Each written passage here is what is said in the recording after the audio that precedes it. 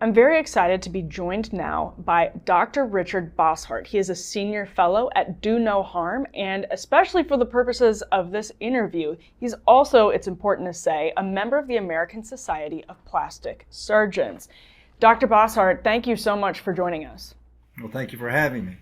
Absolutely. Now, we can put this headline up on the screen. This is from the Daily Caller. It says, First Major U.S. Medical Association says evidence for child sex change surgeries is, quote, low quality. That quote about low quality was first reported in City Journal in a big story that just came out and said essentially this is the first major fracture in the so-called consensus in the medical establishment that these surgical interventions were in some way necessary or shouldn't be questioned. And actually, even that language opens up a Pandora's box in and of itself. So Dr. Bosshardt, I wanted to ask you if you could talk to us a little bit about the development this week with the ASPS actually telling City Journal that the evidence for this is, quote, the child sex change surgeries is, quote, low quality. What did you make of that decision? Well, first off, this came as a surprise to me. It's not like I'm privy to the deliberations of the hierarchy of the ASPS. I'm a member of over 30 years, but like most members, my involvement is more in keeping with, paying my dues, supporting the ASPS in various ways.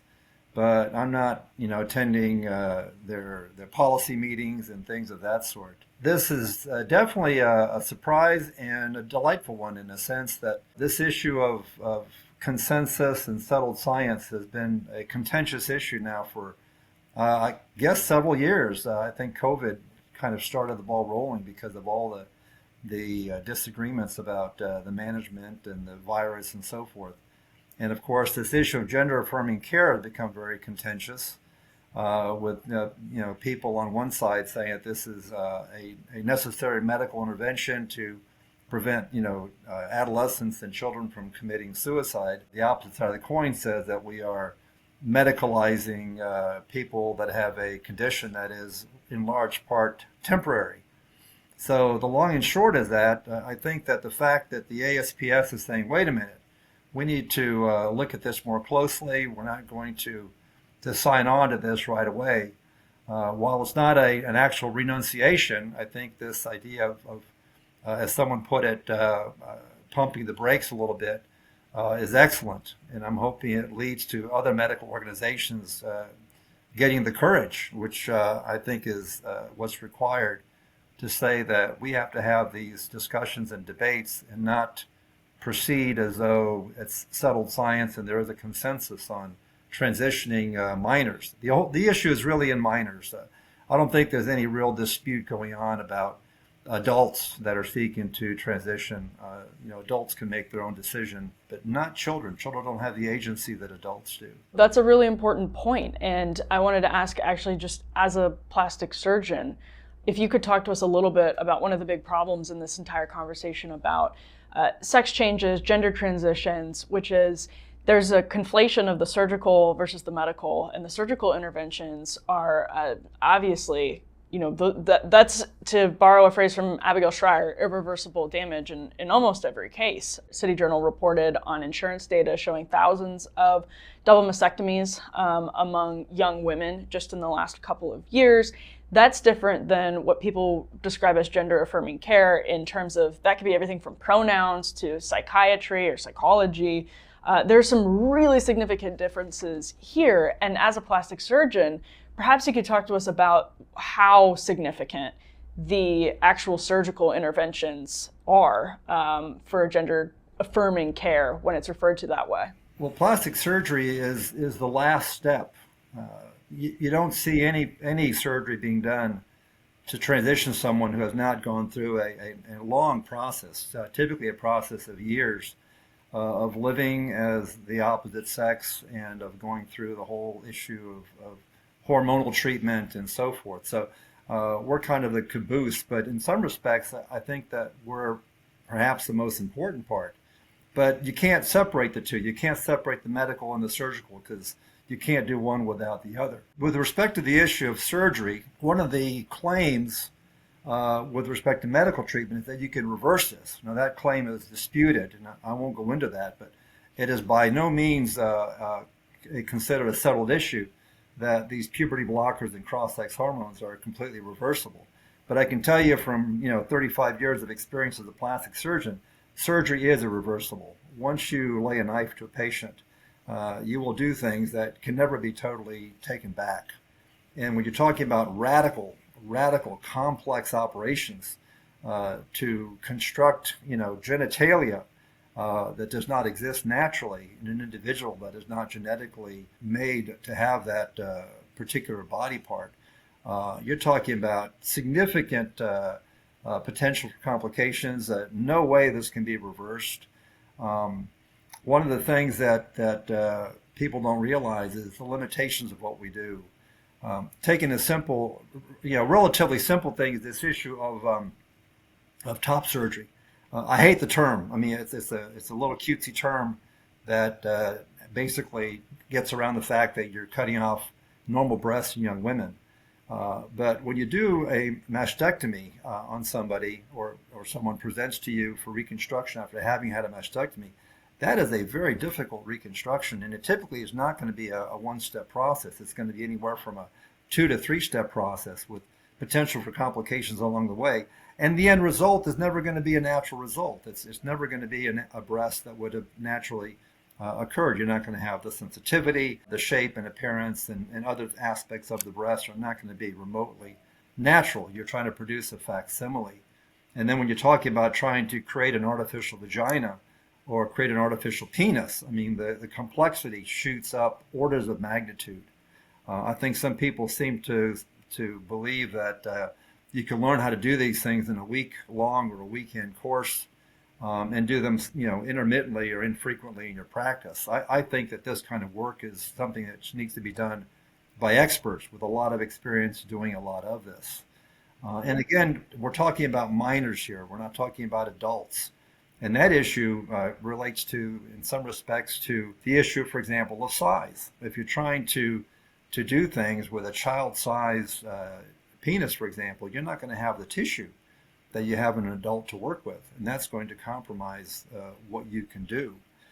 Puberty blockers, by their very nature, are going to stop the process of growth and development of the genitalia, and that's going to complicate surgery dramatically. It's really been discouraging to me that plastic surgery as a specialty has not weighed in more quickly and more extensively in this whole conversation, because we are the experts. This is our bailiwick. We're the ones who know about the complications and the complexity and all that goes into that.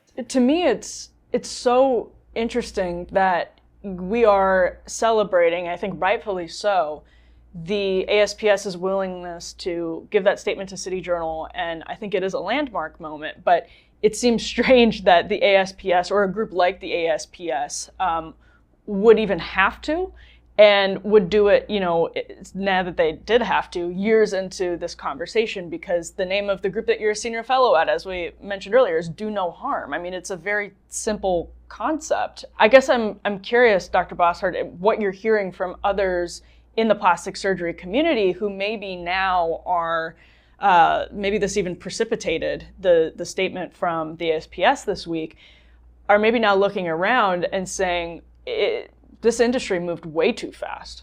It's interesting you asked that question, and I'll answer it very simply. I'll give you the short answer, then I'll give you a slightly longer answer. The short answer is that when this came out, I only learned about this late evening before last, because I heard the City Journal article was going to come out, and I was asked to provide a statement by Do No Harm. And I promptly went to the ASPS website, where they have a discussion forum where surgeons can post, questions and have discussions on clinical issues. And I posted about this, and I said, I'm delighted that the ASPS has taken this step. I think it's a wonderful thing. I think that the membership needs to step up and acknowledge the leadership of the ACS and tell them that they are in agreement with this. That was over 24 hours ago. There's not been a single comment on that post since then. And I have been posting this issue of gender affirming care as it relates to plastic surgery for well over 2 years. And the engagement has been very disappointing. It's very hard to get anyone to comment on it and weigh in. Um, I don't think it's necessarily because plastic surgeons are apathetic, nor do I think it's because they all are in agreement with doing these gender affirming surgeries in minors. I think what's happened in our culture, and this includes medicine, is that nowadays if you step away or step out publicly and comment on an issue that goes against the so-called consensus, you can be absolutely just demonized, canceled, you'll be censured. You're going to have people coming after you, calling you all sorts of names, you're a transphobe and so forth. I had this experience when I questioned the American College of Surgeons embracing anti-racism and DEI. And as a result of my objections to that, I was permanently banned from any ability to converse with my fellow surgeons through the ACS website. And that ban has now been in place for over 2 years. Now, the ASPS has not done anything like that. I mean, there are definitely contentious conversations on the discussion forum. So I think the ASPS leadership has been much more willing to open up the conversation. But I think that a lot of surgeons don't want to engage. I mean, they don't want to be bothered by all the blowback that they may get if they start getting into these very, very, controversial waters. And there's very few things out there right now that are more controversial than gender affirming care in children. You're not going to get anybody with a moderate position that's going to be one or the other. Although hopefully it's increasingly less controversial, because in the US it remains controversial despite actions that have been taken in other Western countries where it's, I guess, become less of a political football. And actions like this from the ASPS have fueled that sort of lurch towards a more bipartisan or transpartisan, I guess I could say, consensus on that. Absolutely no pun intended there. Dr. Bosshardt, how significant is this in your industry? Because being outside the industry, sometimes things circulate in the media, and the media doesn't know much about inside the industry and thinks it's all really important, and maybe it's not so important. But it strikes me that this is a fairly significant moment because we see so little consensus fracturing on this issue here in the US. The elite opinion on it is so strong and so settled that they don't let others question it. And it's been that way for years, but it seems that this is a brave move by the ASPS. It seems that this is the right move by the ASPS. And I just wonder, as a plastic surgeon, is it a big deal? Or is it, maybe journalists like me saying it's a big deal and it's not actually, it won't make a huge difference? No, not at all. It's a big deal. It's a huge deal. What's interesting in what you said was that, we in the U.S. are looking at the same data. We all have the CAS review. We all have the WPATH files. We're looking at that, and yet the way this is being responded to could not be more different. Europe and the EU are all rapidly backpedaling on these things and closing down these clinics and things of that sort. Whereas in the U.S., we're going, full steam ahead. I reviewed I guess it was an email that was sent by the representative of the ASPS to the author of the article in the City Journal. And you can tell the ASPS is being very cautious. They're trying to put out a reasonable, what I would call, they're discussing what I call evidence-informed medicine, which is you don't, go full steam ahead on some new treatment or surgery until you've seen good evidence to support the safety and effectiveness. And I think the ASPS is to be congratulated for doing that. I think in that way also, they don't unnecessarily turn up the heat or invite a strong negative reaction. I would love to have seen a complete renunciation. Personally, I am against gender affirming care in minors, and I have no problem with saying that. But I think that the ASPS has a responsibility to look at things and investigate and discuss, and I think that's what they're doing. So the fact that they are the first major medical organization to do this, I'm very proud to be a member of the ASPS, I have to say. And I only hope that when the evidence is thoroughly reviewed, they will come out with a stronger statement that will basically take this one step further to say we need to stop doing these things until we have a better idea of exactly what the consequences are, not just short term but long term. I think that the evidence is that we don't have much data at all. I reviewed an article on the numbers. This is just what they call, again, top surgery. We're removing healthy breasts in young women to turn them into boys. I was shocked at the number of operations done. It was something like over 5,000 over a period of a couple of years. I'm thinking, my God, that's 5,000 young women whose breasts have been cut off. And they talked about a regret rate of like 2%. And that was based on how many come back to have the surgery undone. And to me, that's a terrible measure of regret, because you can't just undo it with a simple operation. It requires extensive reconstruction, which many people are going to be unwilling or unable to go through. And it speaks nothing to the mindset of these individuals after having done this. So there's a lot of stuff being done. And I think that the fact that the ASPS is, as I said, pumping the brakes a bit is a wonderful thing. And I'm hoping that this will, encourage a little bit of courageous reevaluation by other organizations to start saying, yeah, we need to back off a little bit and look at this evidence more closely. And it's so sad how many people have become experiments in real time, because that 2% rate is just among people who have, done that so far, who have had the ability and time, and their minds have changed so far. But these are going to need long-term studies with real longevity before we know how they really affected patients.